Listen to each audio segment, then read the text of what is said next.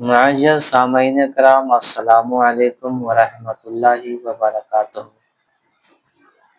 میں جو بتانا چاہتا ہوں، آپ لوگوں کو تھمبنیل دیکھ کر پتہ ہی چل گیا ہوگا کہ اس ویڈیو میں کیا بتانے والا ہوں۔ تو آئیے ہم اس کے بارے میں کچھ ڈیٹیل سے جان لیتے ہیں۔ قرآن کریم کے آداب کیا ہیں؟ قرآن شریف زور سے پڑھنا افضل ہے۔ قرآن شریف زور سے پڑھنا افضل ہے جب کہ کسی کو تکلیف نہ ہو، نمازی یا سونے والے یا پڑوسیوں کو تکلیف نہ ہو۔ اگر تکلیف کسی کو ہو تو ہم قرآن کریم کو دھیرے دھیرے پڑھیں گے، زور سے نہیں پڑھیں گے، لیکن اگر تکلیف نہ ہو تو بلند آواز سے پڑھنا مستحب ہے، افضل ہے۔ دیواروں اور محرابوں پر قرآن مجید کا لکھنا اچھا نہیں۔ قرآن شریف پڑھ کر بھلا دینا گناہ ہے۔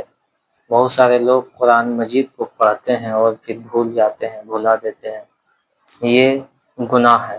اور دیواروں پر اور محرابوں پر ہم قرآن مجید کو نہیں لکھ سکتے، اس لیے کہ جب برسات آتا ہے اور جب یا تو پھر کوئی دھوتا ہے اسے تو اس کا پانی زمین پر گرتا ہے اور اس پر کتنے لوگوں کے پاؤں لگ جاتے ہیں، پیر لگ جاتے ہیں۔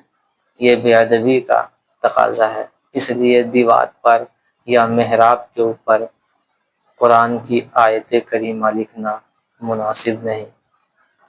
آئیے کچھ اور جان لیتے ہیں۔ قیامت کے دن جو قرآن مجید کو پڑھ کر بھلا دیتا ہے وہ اندھا اور کوڑھی بن کر اٹھے گا۔ قرآن کو پڑھ کر بھلانے والا، قرآن مجید کی طرف پیٹھ نہ کی جائے،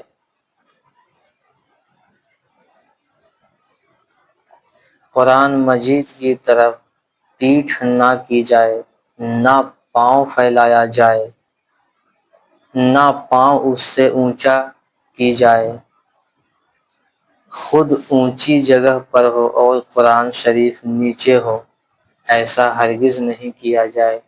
قرآن کو اوپر رکھنا ہے اور خود نیچے بیٹھنا ہے۔ قرآن شریف کے اوپر کوئی کتاب نہ رکھی جائے، اگرچہ فقہ و حدیث شریف ہو۔ یعنی قرآن کے علاوہ ہم قرآن مجید کے اوپر کوئی کتاب نہیں رکھ سکتے۔ قرآن شریف اگر پرانا ہو جائے، پڑھنے کے قابل نہ رہے تو اس کو ہم کیا کریں گے؟ اگر قرآن کریم بہت پرانا ہے، ردی ہو گیا ہے، پھٹا ہے، یا ایسا ہے کہ اس کا حروف ہمیں پتہ ہی نہیں چل پاتا، ہم اسے نہیں پڑھ پائیں گے، تو قرآن کریم کو کس جگہ رکھنا چاہیے اور اس کا ہم کیا کریں گے؟ اس کے بارے میں مسئلہ موجود ہے کہ جب قرآن کریم پڑھنے کے لائق نہ رہ جائے تو ہم اسے ایک پاک کپڑا میں لپیٹ لیں گے اور ہم اس کے لیے ایک لحد بنائیں گے، یعنی قبر بنائیں گے، اور جس طرح سے ہم مردے کو دفن کرتے ہیں اسی طریقے سے اس کو ہم دفن کر دیں، تاکہ اور قبر اس طرح بنایا جائے کہ اس پر مٹی نہ گرے، قرآن مجید کے اوپر مٹی نہ گرے، اور ایسی جگہ منتخب کیا جائے۔ سب سے بہتر ہے کہ اسے جہاں پہ قبرستان ہو اس جگہ پہ جا کر اس کو ایسی جگہ پہ دفن کیا جائے کہ کسی کا پیر نہ لگے، اس کا ادب کا خیال ہو، ایسی جگہ پہ اس کو دفن کر سکتے ہیں۔ اور اگر قرآن کریم کو کوئی نیت کے خیال سے اگر گھر میں رکھتا ہو تو یہ گناہ نہیں ہے، اس لیے اس کا نیت باعث ثواب ہے، کوئی گناہ نہیں۔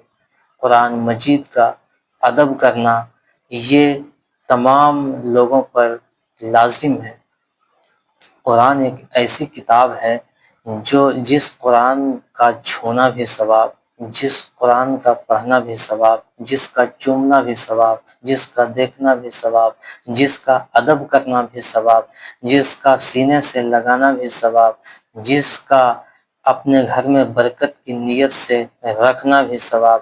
قرآن اللہ تبارک و تعالیٰ کی مقدس کتاب ہے اور ہمارے پیارے محمد صلی اللہ تعالیٰ علیہ وسلم کے اوپر نازل ہوا۔